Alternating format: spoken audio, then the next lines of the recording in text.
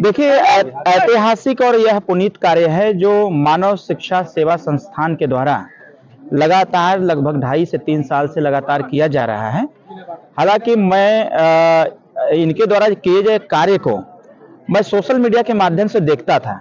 यह हमारा सौभाग्य है कि पहली बार 63 जोड़ों की शादी, सामूहिक शादी के शुभ अवसर पर हम और हमारे माननीय नेताजी और उत्तर प्रदेश सरकार के माननीय पंचायती राज मंत्री श्री ओम प्रकाश राजभर जी का आगमन हुआ था।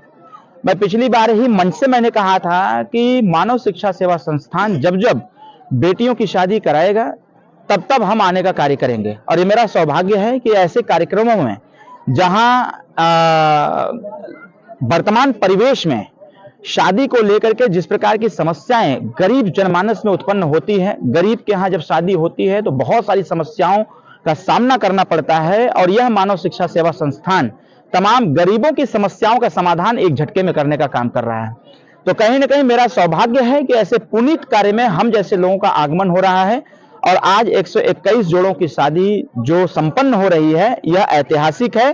कहीं ना कहीं यह एक मानव शिक्षा सेवा संस्थान के साथ साथ जो सामाजिक दायित्व और सामाजिक परंपराएं हैं और जो समाज में तमाम तरह के संगठन कार्यरत हैं, वह इतिहास के पन्ने में निरंतर प्रत्येक महीने यह एक अध्याय जुड़ता चला जाएगा।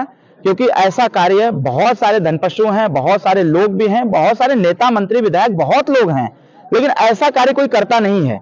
देखा जाए अगर उत्तर प्रदेश में, तो उत्तर प्रदेश में उंगली पर है ऐसे करने वाले कितने लोग हैं, उंगली पर आ जाएंगे।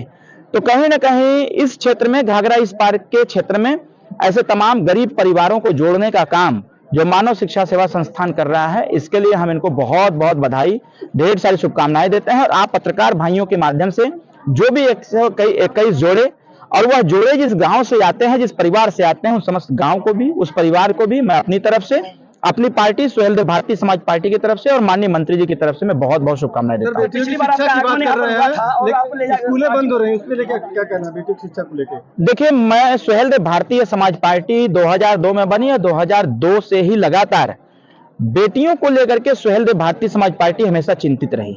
हमारी भी स्थिति उस समय वही थी जो आज गरीब परिवार की। कहीं ना कहीं हमने भी इसकी शुरुआत किया और अपने सबसे पहले अपनी बहन की शादी 2004 में आजमगढ़ के नॉर्मल मैदान से सामूहिक शादी 2004 में एक हमारी बहन की शादी हुई थी, और एक जौनपुर के रामजी मोदनवाल, उनकी 2 बेटियों की शादी हम लोगों ने सामूहिक कराने का काम किया था। एक मेरे मन में निरंतर, क्योंकि हम लोग जो गांव गरीब से मिलते हैं, गांव में जाते हैं, तो जब देखते हैं कि जो शिक्षा का स्तर है वो तो बच्चों का ठीक ठाक चलता है, लेकिन बेटियों की पढ़ाई लिखाई को लेकर के परिवार नेगेटिव, नकारात्मक सोच रखता है। तो जब हमने इस पे सर्वे किया, पता किया, बातचीत किया, तो पता चला कि बेटियों की पढ़ाई के लिए परिवार इंटरेस्टेड नहीं रहता है। वो इसलिए क्योंकि एक जो सामाजिक परिवेश बना हुआ है, थिंकिंग है, कहीं ना कहीं इसको तोड़ने का काम हम लोग करने का काम कर रहे हैं। और सरकार है, लोकतांत्रिक व्यवस्था है, तो सरकार के माध्यम से हम लोग चाहते हैं कि चाहे जिस भी घर की बेटियां हो, बेटी जितना पढ़ना चाहती हो उसके पढ़ाई का पूरा खर्चा उत्तर प्रदेश की सरकार वहन करे, पहली चीज। दूसरी चीज ये है कि हम लोग एक, हमारे पार्टी का एजेंडा था जिसको हम लोगों ने दबाव बनाया कि महिलाओं को 50% आरक्षण सभी क्षेत्रों में मिले, वो चाहे शिक्षा का क्षेत्र हो, चाहे नौकरी का क्षेत्र हो, चाहे पॉलिटिकल क्यों ना हो, हर क्षेत्र में बेटियों को अवसर दिया जाए। सरकार ने कैबिनेट से भी लाया और पार्लियामेंट से भी पास हुआ, राज्यसभा से भी पास हुआ कि 33% आरक्षण हम बेटियों को देने का काम करेंगे। तो एक अच्छी पहल है। नौकरियां आएंगी, अगर बेटियां पढ़ेंगी नहीं तो आरक्षण का फिर कोई मतलब नहीं निकलेगा। इसलिए हमारा जोर है कि बेटियां पढ़ें। इसके लिए सरकार की तरफ से हम चाहेंगे कि सरकारी अनुदान बेटियों को दिया जाए, इसके लिए हमारा पहल है। सरकार के अंश है और सरकार बालिकाओं की शिक्षा के लिए क्या व्यवस्था है? मैं वही तो कह रहा हूँ, प्राथमिक विद्यालय बंद होने के पीछे कारण भी है। जैसे देखिए, अब इसको अगर विपक्ष हवा दे रहा है कि स्कूल बंद हो गया, तो हम कह रहे हैं अगर एक स्कूल में 7 अध्यापक हैं और उस स्कूल में अगर मात्र 12 बच्चे हों, 13 बच्चे हों, और वहां से 1 किलोमीटर दूर पर कोई स्कूल है, तो उस स्कूल को उसमें मर्ज किया जा रहा है। तो ये बंद होना नहीं है, मतलब यह है कि बच्चों की संख्या बढ़ नहीं पा रही है, जबकि सरकार का जो पैसा है वो बेवजह फालतू में खर्च हो रहा है। तो स्कूल बंद नहीं हो रहा है, बल्कि सरकार अभी जो बजट आई है, अभी बजट में जिस प्रकार से बच्चों को स्कॉलरशिप की व्यवस्था, पूर्व की सरकारों में जो स्कॉलरशिप की व्यवस्था नहीं हो पाती थी, उसका भुक्तभोगी मैं भी हूं। जब मैं पढ़ाई कर रहा था तो हमारा स्कॉलरशिप खुद ही नहीं मिलता था, लेकिन आज एनडीए सरकार ने जवाबदेही के तौर पर तय किया हुआ है, स्कॉलरशिप मिलेगा, स्कॉलरशिप के माध्यम से बच्चे अपनी पढ़ाई कर पाएंगे। कहीं ना कहीं एक सहूलियत है ये। मानव शिक्षा सेवा पिछली बार आपका आगमन सामूहिक विभाग के साथ साथ रोजगार भी, और आपके आगमन के बाद में तोहफे के रूप में आपने शिखर ग्रुप की पार्टी में ज्वाइन कराया है। दूसरी बार के आपके आगमन पर उनको तोहफे के रूप में क्या होगा? देखिए, शिखर जी एक युवा नेता हैं और सुहेलदेव भारतीय समाज पार्टी हमेशा युवाओं को प्रमोट करती है और हमारा उद्देश्य पार्टी का एक ही होता है, जो भी व्यक्ति प्रवेश करे पार्टी में वो अपने समाज, अपने लोगों की चर्चा करे, चिंता करे। हाँ, पहली बार मैं आया तो शिखर जी पार्टी में सम्मिलित हुए, अब दूसरी बार आया हूं। कल हमारा जनता इंटर कॉलेज अहिरौला आजमगढ़ के मैदान में बड़ा कार्यक्रम है, सामाजिक समरसता महारैली है, जहां पर 200 ब्राह्मण मंच पे खड़े होकर के शंखनाद करेंगे और शंखनाद करके कल शिखर गुप्ता जी को एक सम्मान पूर्वक स्थिति और सम्मान भरा हुआ पद इनको प्रोवाइड कराएंगे, जिससे जब वह पद हम देंगे तो उस पद को देख करके समस्त वैश्य समाज के लोग और इनको मानने वाले लोग इसका खुलासा प्रभावित हो जाएंगे। हमारे बड़ी जिम्मेदारी मिल सकती है शिखर गुप्ता जी, 100% बड़ी जिम्मेदारी मिल सकती है कल, ऐसा मैं कह सकता हूं। यूजीसी का विरोध हो रहा है, समर समाज के लोग कर रहे हैं, उसको लेके क्या कहना है? मेरा स्पष्ट स्टैंड रहा है। यूजीसी बिल जिस दिन आया था उसके दूसरे दिन ही मेरा स्टेटमेंट था, जिस स्टेटमेंट का विरोध भी हुआ और विरोध हुआ तो सही, मेरे स्टेटमेंट का विरोध हुआ, लेकिन उसके बाद जब सामान्य वर्ग के लोगों ने विरोध चालू किया तब मेरा जो स्टेटमेंट था वह कहीं ना कहीं पक्षपात नहीं था, वह कहीं सबके लिए था। मैंने पहले ही बताया था कि एससी, एसटी, ओबीसी के लिए यह बिल बहुत अच्छा है, लेकिन भारत का संविधान कहता है समता, स्वतंत्रता, बंधुत्व, न्याय। तो हम एक वर्ग को, एक ऐसे समाज को हम दुखी करके हम कोई भी बिल लागू नहीं कर सकते। भारत का संविधान इसकी गवाही भी नहीं देता है। हमने बोला था कि इसमें जो विसंगतियां हैं उसको दूर करने की आवश्यकता है। भाई, अगर सामान्य वर्ग के ऊपर कोई समस्या आती है तो वो किस प्लेटफॉर्म पे कहेगा, वो किस फोरम पर अपनी बात कहेगा?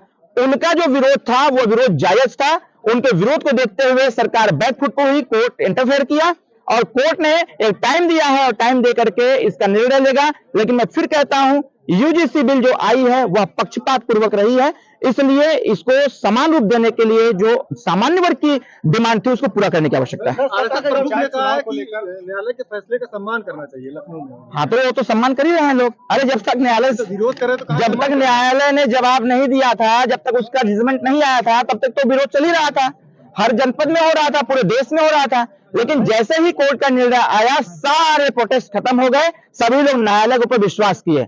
अब विश्वास न्यायालय पर है, अब भाई अंतिम दरवाजा तो वही है, तो अंतिम दरवाजा ने अगर कह दिया तो सारे लोग शांत हैं, साइलेंट हैं। पंचायती राज विभाग के मंत्री हैं, पंचायत चुनाव को लेकर के बहुत सारी अटकलें हो रही हैं, क्या लग रहा है पंचायत चुनाव अपने टाइम पर होगा या फिर 2027 के बाद? नहीं, 27 के बाद का तो प्रश्न नहीं खड़ा होता है। पंचायत चुनाव अपने नियत समय से 1 से 2 महीने आगे जा सकता है। एसआईआर प्रक्रिया जो चल रही है, आयोग और सरकार का यह मानना यह है कि एसआईआर प्रक्रिया संपन्न होने के बाद जो वोटर लिस्ट आएगी उसी वोटर लिस्ट से चुनाव होगा, क्योंकि हमारी पार्टी का एक एजेंडा था, जिस प्रकार से 1 नेशन 1 इलेक्शन की बात हम लोग कहते थे, उसकी यह एक है। तो फिर विधानसभा का चुनाव, लोकसभा का चुनाव, त्रिस्तरीय पंचायत चुनाव में वोटर लिस्ट क्यों बदल जाता है? तो हम लोग का कहना यह था कि जब चुनाव प्रक्रिया एक है तो एक वोटर लिस्ट से चुनाव हो। सरकार और आयोग ने निर्णय लिया, एसआईआर प्रक्रिया संपन्न होगी और एक ही वोटर लिस्ट से जिला पंचायत का भी चुनाव होगा, विधानसभा का भी होगा और लोकसभा का भी होगा। तो मैं ये कह सकता हूं कि आने वाले समयों में चुनाव 1 से 2 महीना टल सकता है, बाकी चुनाव अपने नियत समय पर होगा। सर एक मिनट, मानव शिक्षा सेवा संस्थान सामूहिक विवाह के साथ साथ लोगों को क्षेत्र में रोजगार दे रहा है पूरे प्रदेश में, तो इस आलोक गुप्ता को और शिखर गुप्ता को क्या करना चाहिए? मैंने मंच से ही बोला कि इस प्रकार के कार्य एक तो परिवार को जोड़ने का भी काम हो रहा है। आज का समाज परिवार तोड़ने में सबसे 1 नंबर पर आ रहा है, लेकिन शिखर गुप्ता जैसे लोग, आलोक गुप्ता जैसे लोग मानव शिक्षा सेवा संस्थान परिवार को जोड़ने का काम कर रहे हैं। जिस परिवार को जोड़ा गया, अब वह परिवार कैसे सरवाइव करेगा, वह आगे कैसे बढ़ेगा? तो कहीं ना कहीं अगर मानव शिक्षा सेवा संस्थान ने यह व्यवस्था किया है कि जिस परिवार को हम जोड़ने का काम कर रहे हैं वह परिवार सरवाइव भी करे, आगे बढ़ने का भी काम करे, उसके लिए अगर रोजगार का अवसर दे रहे हैं तो इससे अच्छी बात क्या हो सकती है? इसकी सराहना होनी चाहिए। आजमगढ़ में विशाल रैली कल आती है, क्या संदेश है? गढ़ही बनाएंगे, गढ़ही बनाएंगे और जो एक अभिमान है उसको तोड़ेंगे।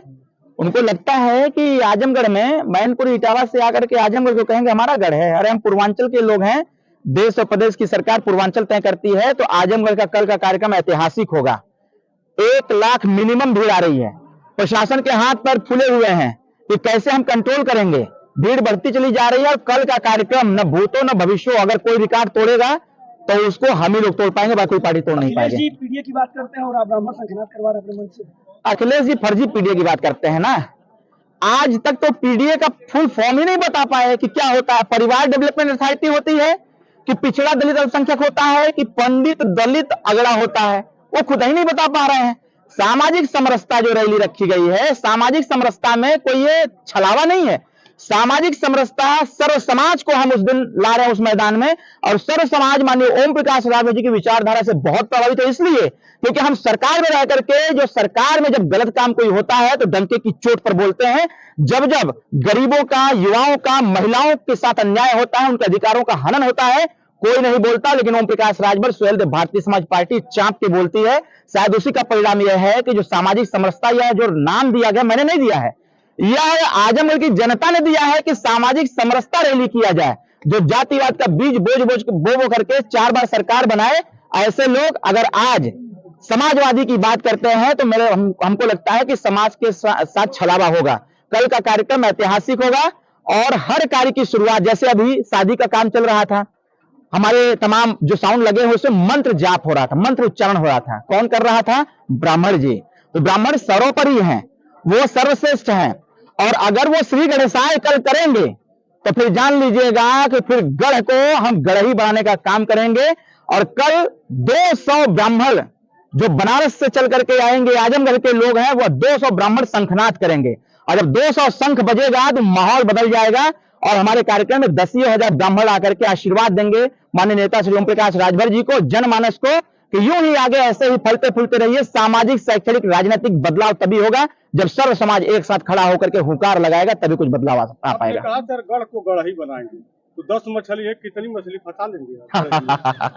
10 का 10 फंसाएंगे।